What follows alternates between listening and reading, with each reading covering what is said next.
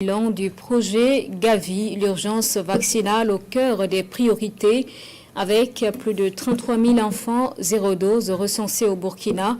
Le défi reste immense. La semaine dernière, les acteurs de la mobilisation communautaire se sont réunis à Ouagadougou pour dresser le bilan des activités de l'assistance technique sur la période 2024-2025.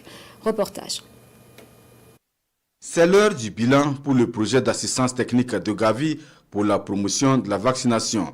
Après une année d'implémentation dans 10 districts sanitaires du Burkina Faso, l'ensemble des acteurs du projet sont ici pour analyser le bilan des activités menées dans les districts bénéficiaires, partager les bonnes pratiques ainsi que les leçons apprises. En termes justement d'acquis, on a mobilisé autour de 300 personnes aux ressources communautaires, donc 30 par district. Et ces acteurs nous ont ramené autour de 23 264 perdus de vue, retrouvés et vaccinés. Et bien sûr, quand on fait le point, on est autour de 53% qui sont essentiellement composés des enfants.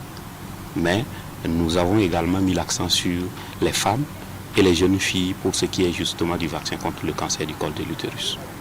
Le projet arrive à son terme. Il aura donc permis de renforcer les connaissances des populations sur l'importance de la vaccination. Toutefois, des défis restent à relever.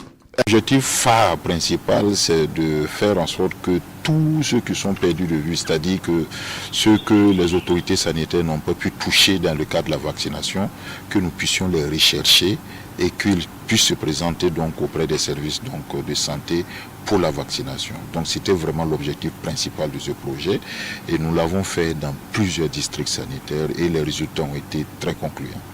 Débuté en 2024, le projet d'assistance technique de Gavi pour la promotion de la vaccination est mis en œuvre par le secrétariat permanent des organisations non gouvernementales SPON. Il est financé par l'Alliance mondiale du vaccin à plus de 204 millions de francs CFA.